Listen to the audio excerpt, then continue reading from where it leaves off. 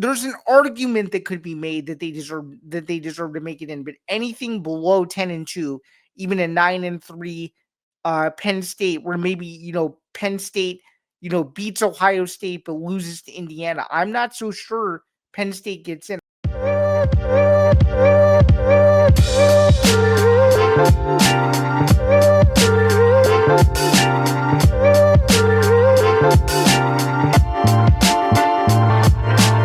Welcome back, everyone. This is Bando's Breakdowns, episode 63. My name is Zain Bando. Happy Friday to you all. It is Friday, October 10th.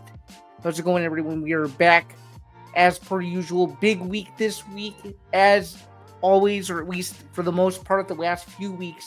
It's been big. It's been interesting in the world of sports across all of them.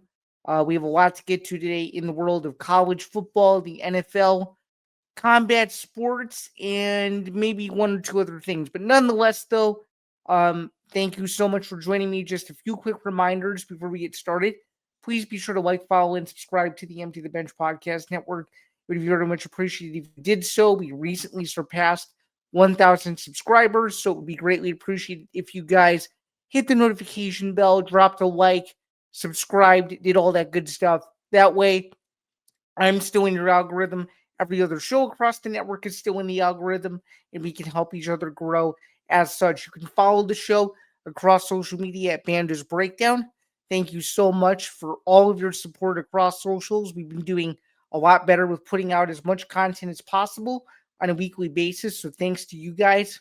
Our numbers have been up over the last month. So shout out to you guys for making that possible. Those collaborations to myself at least are helping that algorithm out. So thank you guys for that. And then, of course, for those of you listening on the audio only side, please be sure to go over to the YouTube home again, youtube.com/TTP network is where you'll want to do that. You can also listen to Bando's Breakdowns wherever you get your podcasts.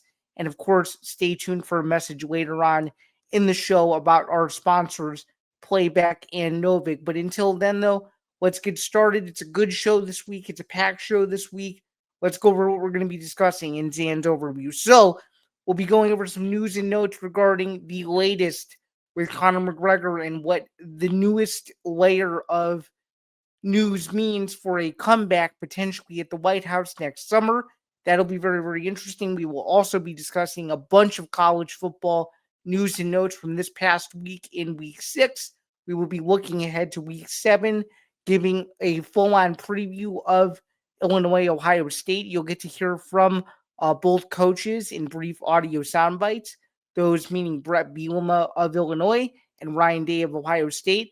You will get my pick on the game, and of course, you will also get some other notable games to look out for, not only in the Big Ten, but across the country, as it is supposed to be a banner weekend in college football as the second half of the season is going to be taking full effect here soon as well. We're also going to be going over UFC 320 from this past weekend. You may have known who won the fights by now, but we're going to go a little bit deeper into both of those. We will also be discussing UFC Rio that is upcoming this Saturday. Charles Oliveira and Mateus Gamrot in the main event there. Could it be Oliveira's retirement swan song? That's another discussion for maybe later on in the show, or maybe a few hours before the fight begins over on Bando's Blitz. But nonetheless, we will preview the main event of the evening there. And then, of course, we will also get into previewing a Bears game for the first time in 2 weeks as the Bears return to action this week as well after a bye week, a much-needed bye week. The Bears have now found their footing after starting 0-2. It is now 2-2 going into the month of October in a pretty difficult environment before coming home in a couple of weeks. But nonetheless, though, let's get started. Conor McGregor is back in the news. He is suspended for not reporting his whereabouts to the Combat Sports Anti-Doping Agency retroactive to last year. This is significant news, but it's not really significant news because I'm going to tell you why it really isn't significant news. It's not significant news because let me just say this. It's not a detrimental suspension. He didn't pop for anything. He didn't do anything. All he did was he simply didn't report where he was to the authorities when he was supposed to, which is what you are supposed to do. But in terms of him competing again, it doesn't hinder that because his suspension is retroactive until next spring, which means if the UFC really wants him on the White House card, it can have him. But of course, there's no guarantee, obviously, that he will come back, just given where he was at last year when the Michael Chandler fight fell apart with the toe injury. And then, of course, obviously, he's been inactive ever since 2021, losing to Dustin Poirier in their trilogy fight at UFC 264, the first of two Las Vegas UFCs that I have attended to date. The first one, of course, being McGregor's last fight. So really my 2 cents on it is don't read into it. There's a bunch of headlines out there about it. People trying to spin it into things it isn't. It's simply put, I said it on the newest edition of the MMA Outsiders. If you haven't checked it out on Playback, you should. Me and Jack Gold went over the latest in MMA. We also recapped UFC 320, talked about his personal Vegas experience, and so much more. It was a very good episode. But back to the point at hand, I made it very clear that this is all, I mean, they just have to legally say that this is what's going on because they can't. Simple. The promotion can't hide from this, and he can't hide from this. But the fact of the matter is that he will be allowed to fight as long as nothing else happens between now and the end of the suspension. So it's retroactive again. So in the spring is when he'll be able to come back. Really, my whole thought process is now from a PR standpoint, what do you do if you're the if what do you do if you're the UFC now? Do you wait until March to officially make an announcement regarding whether he's legitimately coming back? Because Dana said negotiations wouldn't legitimately start for the White House card until February, or do you pivot and do something entirely different involving him, or maybe not even involving him at all? Which also wouldn't be a surprise, just considering he hasn't really been around the sport in quite some time also. So everything, you kind of got to take this with a grain of salt. But I'm just going to say it one more time. I really don't think this is all that newsworthy, just considering that it's not going to hinder his ability to compete in 2026. So it's really as simple as that. Let's talk about college football week 6 because it was a maddening week 6. And when I say maddening, I literally mean it. Let's start with the elephant in the room. Penn State, a 3+ touchdown favorite against winless UCLA this past weekend. A game that Penn State could, in theory, throw away in the trash. This was going to be the game where Penn State would take out all of its frustrations on the lowly Bruins, who have a fired coach, a quarterback that's in the wrong system. Everything could possibly be going wrong for UCLA. And then all of a sudden, UCLA catches fire. And oh my God, I cannot believe that UCLA won this game. My co-host on Forever Power 5, Will Charlton, said it best. It is one of the most mind-boggling upsets that he has ever seen. I can also go on the notion that it is one of the most mind-boggling upsets that I have ever seen. This upset was something of epic proportions. Penn State played super flat. They got into a huge hole early, tried to dig themselves out of it, couldn't do it. Drew Aller's passing efficiency is abysmal, and we're going to get more into this later in the show, but I just want to comment on the way James Franklin has handled this whole situation. I just think overall he's making himself look bad. I mean, he tweets out 1-0, 1-0 mentality every week going into a game against a Northwestern team that's surprisingly 3-2, and also has a win over UCLA, who just beat Penn State. So I think all of it is really weird. There's all this speculation. Does 10-2 get Penn State in the playoff? And my answer is maybe, maybe not. I think there's a lot of stipulations. So let's break this down further. I mean, this is who Penn State has left. I mean, we could really dig into this here a little bit if we want to. Let's actually do that now that we're on this topic of discussion. So Penn State loses down in Westwood. They come home. They play a Northwestern team that's a surprising 3-2, only a couple wins away from bowl eligibility. And in fact, even if Northwestern loses this week to Penn State, maybe Northwestern beats Purdue, but that's another discussion for next week. That's a game, in fact, that I might actually be attending. It's the last game at the Lakefront Stadium before they build the new one next year. Nonetheless, though, Penn State comes home, plays Northwestern. This is a can't lose game. You cannot lose to Northwestern. Okay, this is what I'll say. I think right now Penn State is currently at 2 losses. You're not going to get in with 3 losses. You won't get in at 9-3. And that means you have to beat Ohio State. It's as simple as that. If they go 10-2, okay, and their other or excuse me, if they go 10-2, which of course would mean a win against Ohio State, there's an argument that could be made that they deserve to make it in. But anything below 10-2, even a 9-3 Penn State, where maybe Penn State beats Ohio State but loses to Indiana, I'm not so sure Penn State gets in. I mean, let's look at the remaining schedule. They have Northwestern at home, then they go to Iowa, okay? Then their schedule kind of gets a little easier. So they host Northwestern. They're playing an Iowa team at home who nearly beat Indiana. Okay. Then they have a bye week. Then they get ready to play Ohio State at Ohio State. This month of November could either be the month of magic or the month of disaster for Penn State. So just going deeper, starting in November 1st, you get Ohio State, more than likely big noon kickoff. Then you get Indiana at home. Okay, and Indiana's been playing really well. We're going to find out a lot about Indiana this week when they go to Eugene to play Oregon. Spoiler alert, in case you guys haven't already seen the episode, we did it a little earlier this week. I have Oregon covering in that game against IU, but nonetheless, that is on November 8th. Then November 15th, they're playing a Michigan State team where we don't really know where Michigan State is at this point right now. Michigan State faltered away against Nebraska.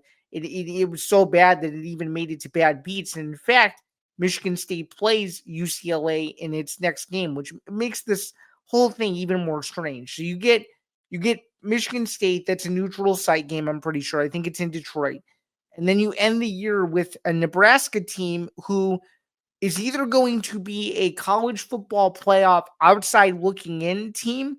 Maybe Nebraska is one of those teams, that goes into that, Penn State game, with 8 or 9 wins, and maybe there's an outside track to 10 for the Cornhuskers. They have a few tough games coming up themselves, but that could be a bigger game for Nebraska than anything. And then of course it ends the year with a Rutgers team where Rutgers is Rutgers, and to me, I think with the way Rutgers' schedule is playing out, they'll be lucky to even sniff a bowl game, let alone win 5 games. So it's not my point in saying all this is it's on the table for Penn State to have a good end of the season. The question is going to be, can Penn State get up for the games it's supposed to? Because they clearly couldn't get up for the big games, and it seems as of right now they can't even get up for the little games.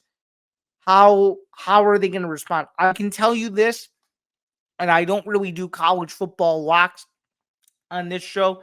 And in fact, let's just flip the banner over because we're now already in week 7. And I would not consider Penn State versus Northwestern one of the best games, but it's one of the most important games of the year. If you're Penn State, you have to win this game, and you have to throttle Northwestern. You have to throttle Northwestern. You have to sack Preston Stone 5, 6, 7 times. You have to make Northwestern uncomfortable. You have to show that you're the better football team.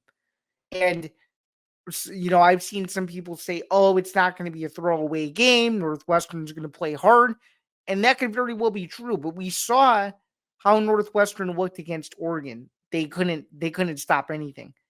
You mean to tell me if Northwestern, and again, Oregon's in a weak team. Oregon might go to the Big Ten championship for all we know with the way it looks right now.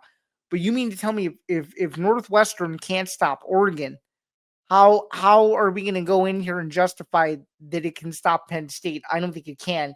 Penn State needs to win this game. They need to do so in convincing fashion, and it needs to show that they are levels above the Wildcats, which clearly it is. And if it somehow does the unthinkable and loses to Northwestern, heads will continue to roll in ways that we haven't seen in state college in probably 2+ decades. I mean, it would be the lowest of the low for the year, and at that point, the season's over. At that point, who cares if you go 9-3? Nobody's gonna care. The bowl game is gonna be meaningless, and the bowl game may even be meaningless with a win and a 9-3 finish at the end of the year. So fact of the matter is, Penn State needs to run the table, which would include beating presumably the number one team in the nation, assuming Ohio State remains undefeated and doesn't slip up against Illinois this week and da da da da da. It would mean beating the number one team in the nation on its way to a 10-2 year. So Penn State, huge spot there for the Nittany Lions, and you know a game in which I think Penn State needs to win. They need to win by a lot. They need to win by multiple touchdowns. And Drew Aller needs to have his first big breakout performance of the year. He's yet to do it against a power opponent, at least in an efficient way. I mean, he's playing all right, but he's not playing at the level he was playing a year ago or even 2 years ago. So give me Penn State to win this game by however much it wants, and it needs to make a statement. It needs to go in there and prove that not only can it beat the teams that it's supposed to, but it can beat better teams too. This is one of those games where you're supposed to win. So go out, win the game, and no one will have any problems. Other big Week 7 games to look at. Another one I kind of hinted at, Oregon, Indiana. It's at Oregon. Um, Dante Moore is playing really good football right now. Fernando Mendoza is in the Heisman conversation. I think Oregon wins that game. I think Oregon wins the game going away. I think Indiana having to go to the West Coast is going to be a lot. I think that crowd noise is going to be unbelievable. I think College game day being there is also going to hinder Indiana. I just think the environment is rough. It's going to have to play a 4-quarter physical game with very little room for mistakes, and it's going to have to play to a strengths of an Oregon team, to me, that hasn't really been tested. You could say Penn State tested them, but of course, Oregon was able to win the game in double overtime. And this is the next big game on the schedule. This could be a Big Ten championship preview for all we know. We don't really know. But what we do know is this could be the game where Indiana has another Illinois-like coming out party. I'm not saying they're going to win by 50 plus because it won't. Oregon's a very good football team. I would be astounded if it happened again. I think the whole country would be astonished if it happened again. But what it will show is whether or not Indiana's for real. And it also goes back to my initial argument a year ago that every big game that Indiana played in this past year, it didn't play that well. And this year, the first big game was against Illinois, and they passed with flying colors. How will they do going into a hostile road environment against an Oregon team that's the defending Big Ten champions and has a lot of momentum riding on it? And it's a chance to do big things, and it's a chance to remain one of the contenders, not just for the conference title, but for the college football playoff. I think in argumentative sense, this is a measuring stick game for the CFP committee. They're going to be looking at this game going, okay, whoever wins this game more than likely deserves to be higher when, November rolls around. And, if Indiana keeps it close and it's a high scoring affair and Mendoza's playing great, we'll rank them in the same breath as Oregon. Versus if Oregon goes in there and wins comfortably and it's by a couple touchdowns, maybe you look at, dropping Indiana a considerable amount, just considering that this is one of those games that Indiana needs to show up for. So it's a big game. It's an important game. It's not in Bloomington, which is why I feel comfortable picking the Oregon Ducks to get the job done as well. Taking around taking a look around the rest of the country, some other notable games, just to gloss over them really, really quick because we don't have a ton of time.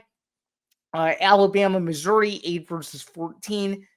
At Mizzou, Notre Dame in an elimination game of sorts against NC State. Every game, as Joel Klatt alluded to in one of his latest YouTube videos, every game is an elimination game for the Fighting Irish, so that's a big game. How will Florida State respond after losing to Miami this past week? They host Pittsburgh. Georgia Tech's playing well. Iowa State draws Colorado on the road. Colorado was jobbed at the end of the game last week by TCU. Can Colorado keep the game close? It remains to be seen. OU Texas, Red River rivalry week. At the time that we're recording this, we don't know if John Mateer is going to play.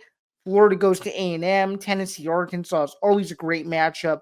I'm excited to see what Tennessee can do. I think Tennessee wins that game. That's a 4:15 Eastern kickoff there. Michigan, USC, which is one we haven't really talked about yet. Michigan going on the road for that. I don't know. I like USC in that game. USC's favored. Jaden Mayaba played really well a few weeks back against Illinois. I think this is a statement win for the Trojans. I think Michigan is too young of a team, and I think it will have to run the table in order to have a shot at making the CFP.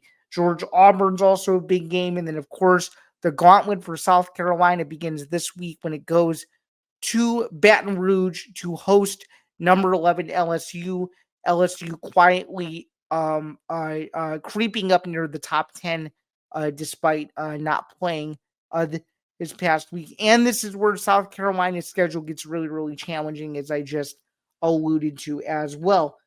And yeah, that's basically it for the college football slate. So let's go deeper into the game that I'm here to talk about. But before we do that, though, let's recap Illinois Purdue. So Illinois keeps the Purdue cannon again, back-to-back years, first time since the early 2000s. I'm pretty sure 2002 was the last consecutive year to which Illinois kept the cannon 2 years in a row from the Purdue Boilermakers. Illinois wins the game 43-27 on the road.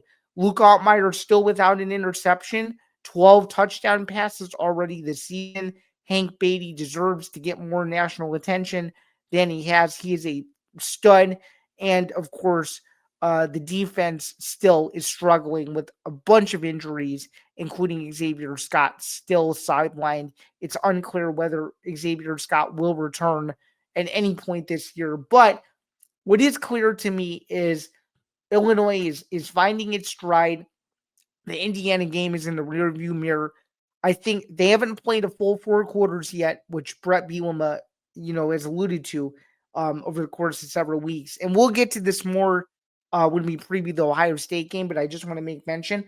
I think so far this season, this Purdue game showed me that Illinois can play a 4 quarter game. And I think that's what makes this Ohio State game, which we'll talk about in a bit, very, very interesting because Purdue, it's a young team. They have Barry Odom there. Ryan Brown is still the quarterback and whatnot. But Purdue is one of those teams where you have no expectation. This is Barry Odom's first season. He's rebuilding the program. They're scoring some points. They're not winning, but it's showing that it can score. Against Ohio State, you can't sleepwalk. Against Purdue, you can sleepwalk a little bit. There were holes, in the game where Illinois didn't play well, but they were still able to win by enough to where it wasn't a scary outcome. So my point in saying it's a good win. I'd give it a solid B, but a B effort is not going to cut it, especially when the schedule is really culminating, for the whole year, with this Ohio State game working on Saturday. So figured I would just mention that. Impressed by Illinois. Congratulations. Keeping the cannon 5-1, coming home to Champaign to play Ohio State. And before we preview the Ohio State game, let's hear a quick word from our friends over at Playback and, of course, Novig as well. So we will be right back to go over those, give a few shouts, and then we will be back for the second half of the show where things get really interesting, not just on the college football front, but the combat sports front as well. When we come back, we're going to recap UFC 320, preview UFC Rio, preview the aforementioned Ohio State game, and so much more. So we will be right back. Stay tuned, and I'll be back in a few. Thanks. Hey fans, Novig is here to change the way you play. Available in 35 states, including California, Texas, Florida, and New York, Novig is America's #1 sports prediction market, and it's 10 times more profitable than traditional sports books because there's no house edge. Instead, you're betting directly against other sports fans just like yourself. Novig is also the only free exchange, which means you keep every dollar you win, whether you're putting plays down on the NFL, the NBA, the NHL, Major League Baseball, college sports, or even UFC and tennis. Novig gives you the power to pick the best odds, or better yet, set your own. Sign up today with the code ETB Network, and you'll get 1,000 Novig coins plus $5 in Novig cash, and special bonus offers like spending $5 and getting $50 back. Novig, where fans play smarter. You must be 21 years or older to play. Please gamble responsibly. Gambling problem? Call 1-800-GAMBLER. Just wanted to give a quick timeout in the middle of the show to remind you guys that Bando's Breakdowns is presented by Playback. I teased it a little bit earlier that there was an announcement coming, and sure enough, without further ado, here we go. Presented by Playback, watching sports is more fun with others, but we spend too much of our time watching alone. Playback is a virtual space where communities can stream live sports together with everyone perfectly synced up. Creators can hop on stage, deliver their own play-by-play analysis and commentary, and invite viewers up for Q&A. Playback makes watching sports fully interactive and a social experience. From playing fantasy sports, repping your favorite players and teams, and watching with the commentators and communities you care about. Win or lose, sports are best enjoyed together. Join our community by going to playback.tv/ETB Network to find out more, including our live stream schedule.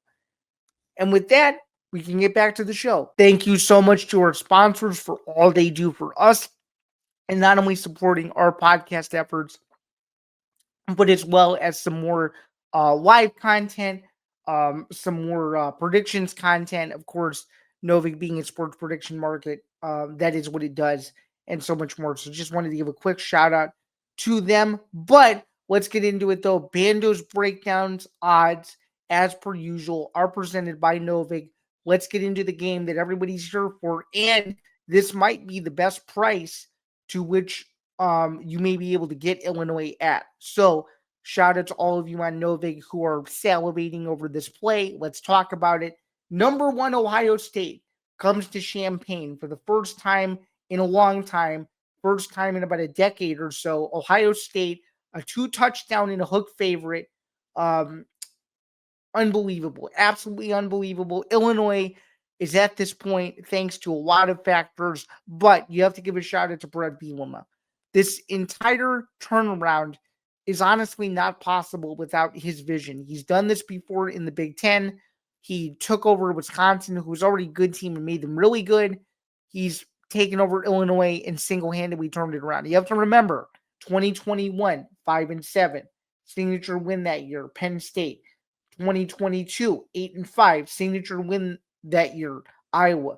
2023, it was kind of hard to find a signature win that year, 5-7. Probably the big signature win, though, if I were thinking about it, is John Paddock's legacy game against Indiana, rather, to keep Illinois bowl eligible or potentially in the conversation for bowl eligibility at the time. Finished 5-7. Last year, I mean, what more can you say? A 10-3 football team wins the Citrus Bowl against South Carolina. Several huge highlights that year. The upset of Kansas, the win over Michigan, the dominating win against Michigan State, the road win against Nebraska on national TV on a Friday night. There were a lot of signature wins. Illinois already has one signature win, and that was the first time Big Noon Kickoff came to Champaign a couple weeks ago, beating USC on a last-second field goal, 34-32. Shout out to David Alano for that. This is the second opportunity to which Illinois has to shock the world. Again, 14.5-point dogs, over under 49.5. I'm just going to be blunt. Illinois has nothing to lose here. They're playing the #1 team in the nation. Very few teams have a chance to get a legacy signature win type of opportunity. Illinois has one this week. The question is going to be, how is it going to take advantage of it, #1? And #2, can Illinois somehow, some way keep this game close with an Ohio State team that literally looks unstoppable. They have, to me, one of the best quarterbacks, if not the best quarterback in the country, in Julian Zain. It has Jeremiah Smith. It is a great defense. It has a elite head coach, the defending national champions, the defending championship coach in Ryan Day. All the pieces are there for this game to be a complete whitewash. The question is going to be, is what does Bielema have in his bag of tricks that will confuse Ohio State, that will make Ohio State question, oh, this Illinois team's actually quite good. Or, oh, you're going to be looking up after the first quarter and maybe the score's 14-10. And you're going to be like, okay, Illinois showed up today, or Illinois is showing up so far. Again, all interesting stuff. My only thing is going to be this. How are the AP voters and eventually the committee going to view this game? Because if Illinois loses and it's a great game, maybe it's a field goal, maybe it goes to overtime, maybe Illinois loses by a point. I think the committee should value that as, okay, Illinois can hang with, presumably the best team in the nation. If it's another repeat of Indiana, I'm sorry, I don't know. I don't know if you can justify Illinois making the playoff at 10-2 if it gets trounced by Ohio State, because your best win would be against USC, who you barely beat, and Illinois was up by multiple scores. So I understand it shouldn't have been that close, but still, facts are facts. They had to drive down the field to win the game. Your other good win is maybe against a Washington team where we don't really know how good or how bad this Washington team is. I mean, we just saw a couple weeks ago, Washington couldn't score on Ohio State, or barely at all. Like that game was not even close. So if it's a similar story to how Ohio State went on the road and beat Washington, and just not just beat them, but just physically dominated them in every facet, the committee is going to look at that. And that's what I'm the most concerned about. Illinois, number 17 in the country, moved up 5 spots from its win against Purdue. And then, of course, it's riding a 2-game winning streak. Let me stop rambling for just a few minutes. Let's hear from Brett Bielema on this game, what it means to him, and why he feels that his team has a chance to do something that he did all the way back when at Wisconsin, when it knocked off Ohio State in Madison. This was a decade plus ago. So let's hear from him. Brett Bielema at his weekly pregame press availability on Monday. Shout out to the Field Pass and Illinois Athletics for the soundbite there. So let's hear from Coach. And also, what I think is the most interesting thing about this is it seems like Bielema is extremely loose and relaxed. So let's hear from him. With that being said, I need our crew out there in Memorial Stadium, Geese Memorial Stadium, to be as best as they've been. I tell our guys every day, 3 things you should do every day when you wake up. Do things right, respect everyone, and be the best you, right? Anybody that's coming in that stadium, if you can give me that on Saturday and be here a little early. Students, make an appeal to you. I know they got up early to go over to the Barstool Big Noon kickoff thing, and then they couldn't quite make it to the fourth quarter last time. So if you got to taper your entry to maybe like 7 or 8, don't be there at 2 a.m. Because we need you for the long haul, right? So he's not wrong. I mean, the thing that I think is important is, I gotta admit, I'm no longer a student, but I can just say from my own personal experience, when I was a student, no one stayed. I think I was one of the few people that stayed for durations of games because Illinois wasn't good. You gotta have this game be such a memorable game that any student who attends the game this weekend can say years from now that they will never forget being in the student section when Illinois won. I mean, it is going to be a colossal failure if by halftime half the Block I student section is empty. I mean, I understand product on the field is going to dictate most of it, but you gotta support your team. This is the number 1 team in the nation. That your team is that your team, the team you supposedly root for, is playing. You may never get this opportunity again as a student to see a number 1 team at home play again. I mean, there's no guarantee that Ohio State will be number 1 next year. There's no guarantee that Ohio State will be number 1 in 2027. and it's going to be a long time before Illinois plays Ohio State again at home. So you got to make sure that not only if you're planning to attend, you got to attend the whole game. That's number one. It's inexcusable if you don't. And number two, you have to root on it when the Illinois is even struggling. You gotta make Geese Memorial Stadium the toughest place to play on Saturday in order for Illinois to feel like it has the backing of its university. It's as simple as that. The students leaving does not help anybody's cause. You shouldn't leave unless you have to. And I think he's 100% right. You got to stay in the stadium for the 60-minute game duration and a little bit longer than that. I mean, you got to have these memories, and if you don't accumulate them, you're gonna regret it. And not to make this about me for a second, but my biggest regret as a student, and I understand Illinois wasn't very good my sophomore year. They went 6-7 in 2019. It made the Red Box Bowl, which I did not attend, and I'm kind of glad I didn't. It wasn't a very good game. Illinois lost the Red Box Bowl to Cal. Well, earlier in that year, Lovie Smith at the time was the coach for Illinois, and it played a top 5 or top 5, top 10. I'm blanking on the exact ranking, but it was a colossal matchup against Wisconsin, and Illinois was like a 30+ point underdog. Not a very good football team. They were a 2-4 football team at the time and needed help to go to a bowl game, and then I'll get to this in a second. Point being, Illinois won on a game-winning field goal. It was the last night that Old Cams, for those of you who are alums of Illinois, you know what Cams is. It's a local establishment. Old Cams closed that night, and Illinois won on this game-winning field goal from James McCourt. My point in saying it is, that was the last time that I think, until the Michigan game last year, in my opinion, that was the last time the student body really bought into seeing the football team do well. And we got to have that same energy. We got to have even better energy than that, because this Illinois team is actually good. It's a college football playoff contender. That game, Illinois was just trying to stay afloat, and it ended up being one of college football's biggest upsets that weekend. It really didn't have any bearing on how far Illinois was going to go at that point. And there was no way it was making the CFP in 2019. Now, circumstances are way different, to where you gotta show up, you gotta be loud, and you gotta act like you care. Because even if you don't know anything about football, it's gonna be most of what people's friends are gonna be doing. It's a big social activity as well. So I don't know.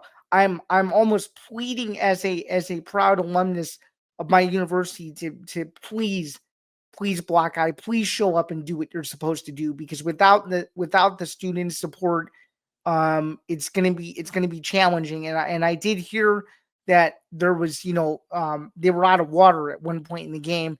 That's inexcusable. They have to fix that.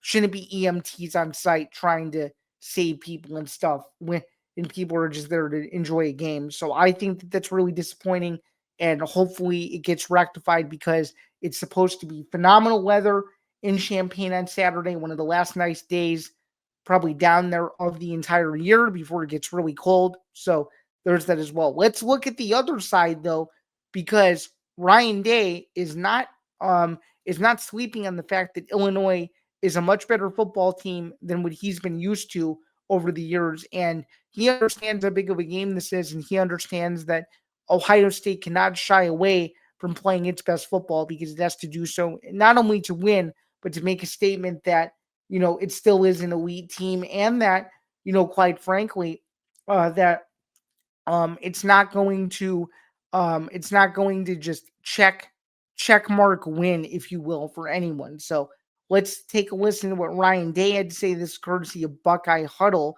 and Ohio State Athletics. So shout out to them for this audio as well. So here we go. And we got to get on that plane, get ready to play with a ton of energy, and play with a great physicality and fly around, because it's going to be a great atmosphere. I've heard me say this before. Like, we got a really good opponent that we're playing this week that knows how to win. Brett is as good a coach as there is in the game. He's got a really good staff. His players are tough. They're smart, and they know how to win. And they know how to win games like this. At home, noon game, 11 local time. So we have to have him, the best week of practice we've had all year. Yeah, and he's not wrong. I mean, it's a plane trip for them, and it's one of those games where, a lot of the country, myself included, is expecting them to win and win impressively, and it should win. But just know that Illinois, I think, is going to be ready to go, and I really hope that I'm wrong. I've gone back and forth on the score prediction for this game. In one show this week, I said they'd cover.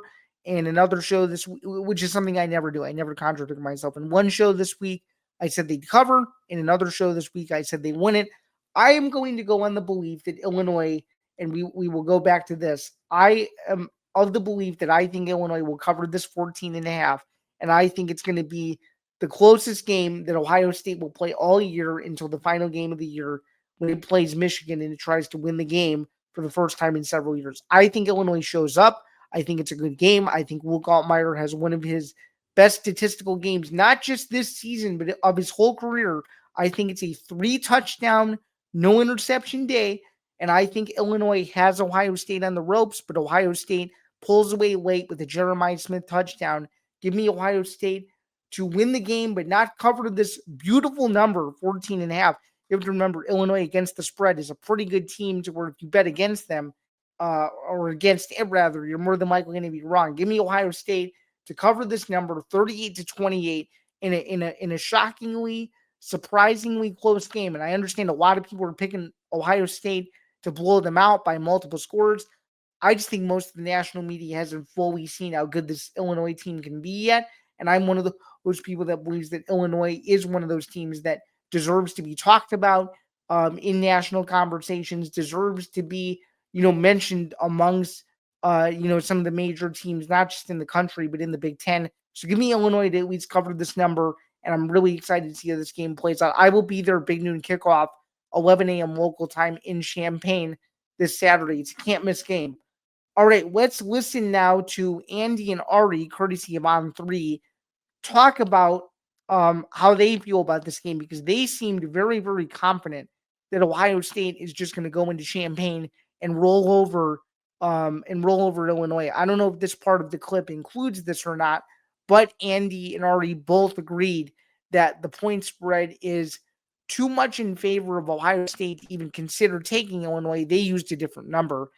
They used a number to bet MGM, which is awfully similar to the one I just gave you guys. But nonetheless, though, excited to hear what they have to say, because it was a very interesting discussion. This is courtesy of On 3. It's one of the latest podcasts that they did. And I'm one of those people that gets it. I understand they're national guys and they got to sell Ohio State, because it brings people to the site and stuff. But I just feel like there's got to be a little bit of, respect on both sides. That's just what I'm saying here. Notice Brett Bielema filibustered like crazy there, because he is not going to for 1 second insinuate that they're going to do to this Ohio State team what his Wisconsin team did to that Ohio State team, because that was a deeply flawed Ohio State team. And Wisconsin had J.J. Watt, the highly underrated Scott Tolzien was the starting quarterback on that team, I believe. This is a different situation. Like, this is Brett going, hey, we just got beat by 53 by Indiana, boys. Like, let's not get crazy here. Yeah, I'm looking back at the box score of that game. I was there. I don't remember it. I remember that was one of the Terrell Pryor kind of imploded in the second half. It was they just Ohio State was not one of Jim Tressel's better Ohio State teams, and it was a very, very good Wisconsin team that, it was kind of their night, and they just bullied Ohio State down the stretch. This is not that. So they're right in a sense, but also they have to remember too that this is a totally different Illinois program now. That Wisconsin team, as they sort of alluded to, but didn't fully follow up on that argument. They have to remember that Wisconsin team was a very good Wisconsin team with a lot of talent. This Illinois team has talent, but it doesn't have the talent, what Bielema's Wisconsin team back then had with J.J. Watt, et cetera, et cetera. I don't know if I can fully buy their argument that this is a runaway train for Ohio State. And I think that's why you play the game. It's as simple as that. I think this is a chance to be one of those games where people will look back and either say, okay, Illinois was extremely overhyped preseason, shouldn't have really bought into it, or it's going to be, oh, wow, Illinois is really good, and Ohio State is a good team, but maybe, just maybe, it has some holes that it needs to fix if it wants to either finish the season with a loss, if it loses this game to go 11-1 or finish undefeated. I think all that remains to be seen as well. Let's move over into some NFL before we round out the show. Bears Commanders Monday night game. It is a part of the concurrent slate. There's going to be two games going on at the same time, and Bears Commanders is one of them. Bears coming off of a bye. The Commanders coming off of a huge road win against the Chargers. I like the Commanders here. Unfortunately, for me as a Bears fan, I think a healthy Jaden Daniels is a dangerous one, and I think the Commanders at home are a very good football team. And it's not going to go the same way as last year where the Commanders won on a miracle. I think the Commanders will win by a couple of scores. So give me the Commanders to beat the Bears in a game where I think Caleb Williams is going to have to outduel Jaden Daniels to have a shot here. And I think this is one of those games too where Ben Johnson is going to have to get into his bag of tricks and really see, okay, can I really compete with the best in the NFC? I think a lot of questions are going to be answered in this game. Of course, the Lions failed to do so against the Commanders last year in the playoffs when he was on that staff. Can Ben Johnson rewrite a wrong, if you will, this time as the Bears head coach? That remains to be seen. But give me the Commanders on Monday night to beat the Bears in what will be an exciting game if the Bears show up. But if the Bears don't show up and play the way it did against Minnesota or even Detroit, it's 2 losses of the season so far. It's going to be a long night for the Bears and a long flight home from Commanders country back to the Windy City. So there's that. But give me the Commanders to win the game. Let's talk some UFC. UFC 320, amazing card. I did really well in this card, 11-3. My best record of the whole year on a singular pay-per-view, let alone the card itself. Alex Pereira, new UFC light heavyweight champion. Merab Dvalishvili retains the UFC bantamweight title. I love this card. This card was great. Let's talk about this a little bit. And we'll keep it brief because we're kind of running over time. Usually this show is about 45 minutes. We're kind of going a little bit over time because we have so much to discuss. But let's briefly talk about this. Alex Pereira winning is gigantic for the UFC next year. Huge. 2026 has a chance to be a banner year for the promotion. You have the White House card in June, which we're going to get to a little bit later on. But you have that card where there's a ton of possibilities. You have a rumored card in Australia in February. Carlos Ulberg just beat Dominic Reyes. All of these stars are aligning for Pereira here. And a lot of people want to see him move to heavyweight. I'm sorry. I'm with Dana. I don't think he needs to. I think there's still I agree. I agree with his stance when he says that there are still fights at light heavyweight, because there are. And Carlos Ulberg is the next guy up, because to me, even though I want to see Yuri versus Ulberg for a number one contender, they're not going to. The worst case scenario here is the UFC can't give Prohaska again because he's already beaten him a few times. They can't give him a third fight because they're probably worried that things are going to go the same way, and I don't disagree. And then you look at also the other factor of the fact that Carlos Ulberg is a fresh matchup. So if the UFC really wants to do its due diligence and give Carlos Ulberg a well-deserved title shot, they have a chance to do that. And I personally think that more than likely the promotion will. But nonetheless, though, my other question is going to be, okay, if the UFC really wants to go that route, what do you do with Magomed Ankalaev? I think my question is, how long is Ankalaev going to be out? Because now you have the rib injury, you have all of this stuff coming out about, his camp and whatnot. He's going to be out for a long time. And I don't think he gets the rematch after losing in 80 seconds. So there's that. I do think, though, the possibilities for Pereira are endless. But at the same time, though, I think going to heavyweight is a mistake, just because I think he has a few more fights left at light heavyweight before he goes to heavyweight. And I know it's not a popular opinion, but I want to see that Ulberg fight. There's a few other fights I want to see. And can we just please, I understand people are sick and tired of him, but the biggest fight that can still be made in the sport right now is Tom Aspinall and John Jones. I don't need to see Tom Aspinall Pereira right now. It's interesting. There's a lot of stylistical things that I would like to see matchup wise for that, but you gotta let Aspinall fight literally the greatest fighter anybody's ever seen.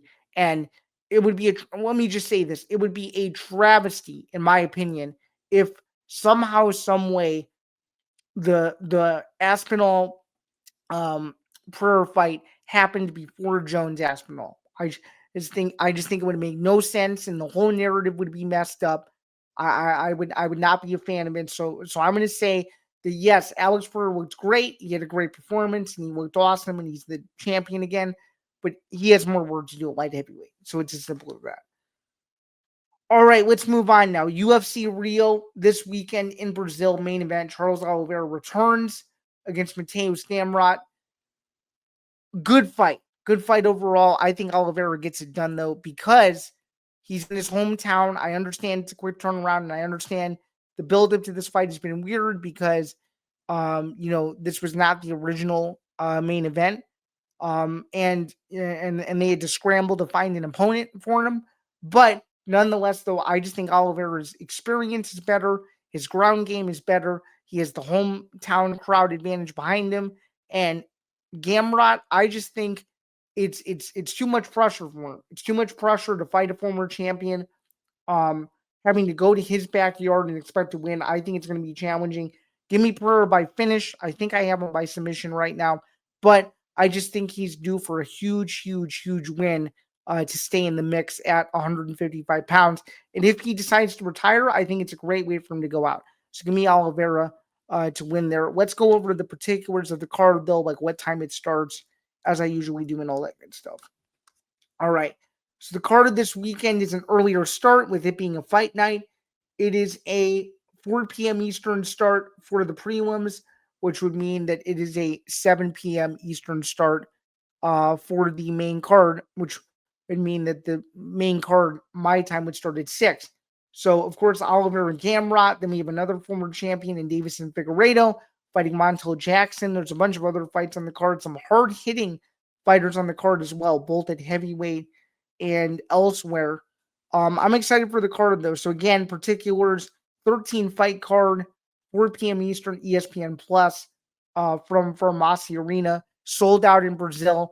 Should be interesting. I put in all my picks the other day. I have Oliveira by submission in round 2 and Figueiredo by decision in the top 2 fights of the night. So let's see if we can have a duplicate week and maybe go this time 10-3 or 11-2 or somewhere around there. I have a good feeling, though, that my UFC predictions are about to get hot this month. So let's hope that the narrative and all that good stuff continues on, because I think it has a chance to be something special if I can keep it rolling. So give me Oliveira in the main event for UFC Rio. And then finally, to wrap up the show here, a few more things. The White House card, June 14th, it's a Sunday. That is what all the outlets are reporting. Dana White liked a bunch of the posts, which means then more than likely the event is going to be taking place on a Sunday. And while I don't have an issue with it being on a Sunday, I do think it is a little bit of a slight to the whole aura of the fact that it was going to potentially be on the 4th of July, and now it's going to be on the 45th birthday. I don't know if it's just catering to him or not, but I just think overall it's a weird look. It's a strange look. I think the focus of this should be on the fights and not about the sideshow stuff, but it seems like it's going in that direction by them essentially announcing that it's going to be a Sunday card on CBS instead of a traditional Saturday card. More info to come. Everything is kind of fluid right now. We don't even know who's fighting on the card yet, but it seems like June 14th, according to the president and several other reputable sources, including NBC News, have that date marked for next year. So again, we have a date. I would say it's official, but it's also tentative at the same time, so that remains to be seen. Finally, last 2 topics. One thing that I saw, college football rankings. Don't mean anything, guys. Don't look at them. Don't read them. It's simple as this. One game at a time. If your team is still in the CFP, you know they're still in the CFP conversation. Illinois being one of those teams, as well as Ohio State, with it being number 1. we just need to do better, guys. We need to do better. Some of these ballots were horrible. Don't really want to get too deep into it, but overall, though, I just think we got to tone it down. Got to tone it down. There's too much hype going on with these rankings, et cetera, et cetera. We need to do a better job of just letting the games play out as they're supposed to and let the rest take care of itself. Wins on the field and who you beat should matter more than a number next to your name. That's just my opinion. As of the time we're recording this, 49 days of football begins tonight. So by the time this airs, it'll be 47, but 49 consecutive days of football starts today. Enjoy it while you guys can, because it's going to be a fun time. And there's never enough for too much football, or there's never enough to sit down and watch football because there can never be enough football, right? So I think it's going to be great. College football, NFL, you name it. It's going to be all across the board, starting on Wednesday night at the night, or at the time that we're recording this. And then, of course, by Friday, that's when the week really gets started, which, of course, is when the show airs. So, again, 49 straight days of football. The last day, or we have football all the way through November 26th. How about that? It's going to be a fun time. It's nearly crossover season with the college basketball as well, and the NBA, and the NHL, and the Major League Baseball playoffs. So a lot to watch, a lot to unpack, and a lot of exciting stuff going on across the entire sports calendar. So there's that as well. So thank you again so much for tuning in. Just as a quick reminder, and again, I really, really appreciate you guys with all of your support. Listen to Bando's breakdowns wherever you get your podcasts, Spotify, Apple Podcasts, Acast, and so much more. Again, you get the audio version 3 hours before the video version. And again, to watch the video version, youtube.com/ETV network, as well. Again, over 1,000 subscribers would be greatly appreciated if you subbed, liked, commented, hit the notification bell, did all that stuff. Would mean a lot to me. So again, my name is Zain Bando. This has been episode 63 of Bando's Breakdowns. For everyone at the ETB Network, thank you so much for tuning in. Have a great weekend. Enjoy all the football. Enjoy the UFC if you're planning to watch it. And, of course, with that being said, also remember to please be sure to check out Novig. Good luck on your plays. And we will see you guys next week. So thank you all and have a good one.